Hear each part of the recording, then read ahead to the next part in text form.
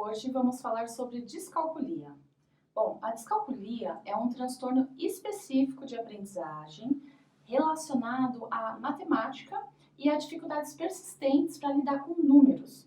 Esse transtorno ele afeta a habilidade da pessoa de fazer cálculos matemáticos, de entender conceitos numéricos e até mesmo a identificação visual e auditiva dos números. De acordo com o DSM-5, que é o Manual Diagnóstico e Estatístico de Transtornos Mentais, para fechar o diagnóstico de descalculia, a pessoa precisa preencher 4 critérios diagnósticos. O primeiro é de que as dificuldades precisam ser evidentes e interferir na vida da pessoa.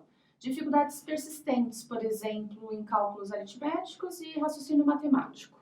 Bom, o segundo critério que o DSM coloca é que o desempenho do indivíduo nas habilidades acadêmicas afetadas, na matemática, no caso, deve estar bem abaixo da média para a idade dele. O terceiro critério é que as dificuldades de aprendizagem estejam prontamente aparentes nos primeiros anos escolares, na maior parte dos indivíduos.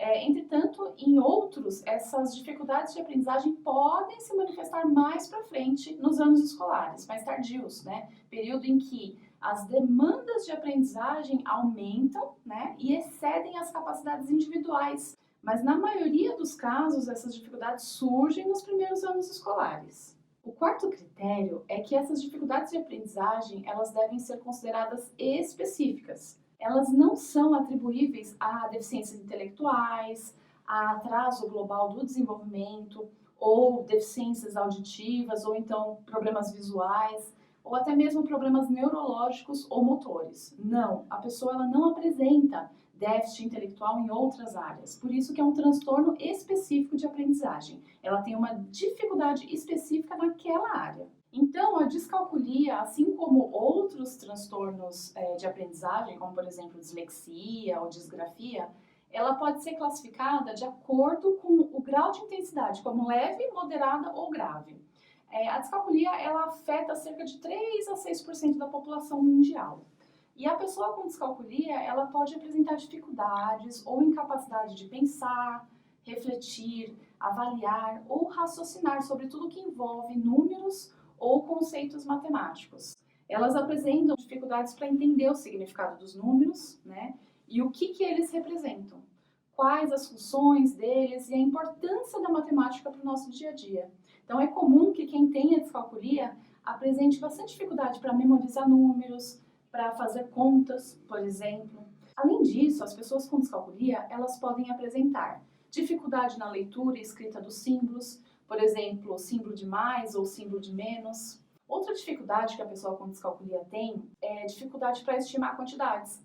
Por exemplo, o João está brincando com 2 carrinhos e o Pedrinho com 3 carrinhos. Se você perguntar quem tem mais carrinhos, ela não consegue ter essa noção de quantidade. Tem também dificuldade em lidar com dinheiro, dificuldade para contar de trás para frente. Essas pessoas normalmente apresentam lentidão para fazer cálculos, dificuldade para calcular o tempo, noção de tempo, E por conta de tudo isso, pode apresentar também ansiedade relacionadas à matemática ou qualquer outra atividade que envolva números. Então envolve tanta coisa, Se pensarmos tudo que envolve número no nosso dia a dia, na nossa vida, são muitas coisas, não é mesmo? É importante destacar que esse transtorno de aprendizagem, ele é causado por uma má formação neurológica e não é uma deficiência intelectual, como eu disse, ou não é causado por uma má escolarização e não tem nada a ver com níveis de QI da pessoa.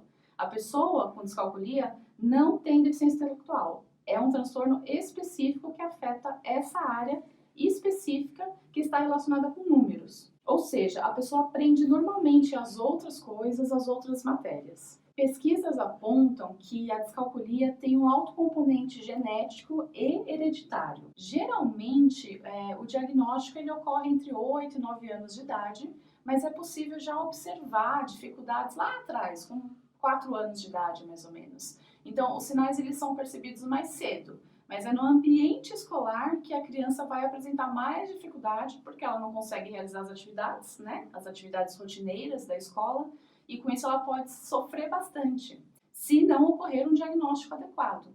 Então, os sinais da descalculia, eles podem ser detectados pelos professores, ao verem que a criança não atinge os objetivos propostos, né, para a faixa etária e o nível de escolaridade, mas somente uma equipe multidisciplinar poderá fechar esse diagnóstico. Geralmente, o diagnóstico é realizado por meio de testes elaborados por psicólogos, psicopedagogos e neuropsicólogos, né? O objetivo é descartar a presença de outros transtornos, como, por exemplo, depressão ou transtorno déficit de atenção com hiperatividade, que é o TDAH. E após essa fase, devem ocorrer intervenções pedagógicas que ajudarão a criança a melhorar o seu desenvolvimento escolar e de forma global, né? Geralmente o tratamento ocorre com a adoção de estratégias para melhorar o desenvolvimento matemático da criança. Por exemplo, pode-se usar papel quadriculado para organizar as ideias, né? E investir em exemplos concretos e visuais para explicar os problemas, além da repetição de exercícios. O aluno também deverá ter suporte psicológico para saber lidar com a autoestima, insegurança e medo de novas situações. Esse transtorno de aprendizagem não pode ser ignorado. Ter conhecimento em matemática é muito importante para o nosso dia a dia. O ser humano precisa ter essa habilidade, né, para verificar as horas, para fazer compras no supermercado. Então, os pais, os professores e toda a equipe multidisciplinar têm um papel fundamental na vida dessas crianças para auxiliá-las no processo de aprendizagem e também para que ela aprenda a lidar melhor com esse transtorno que é a descalculia.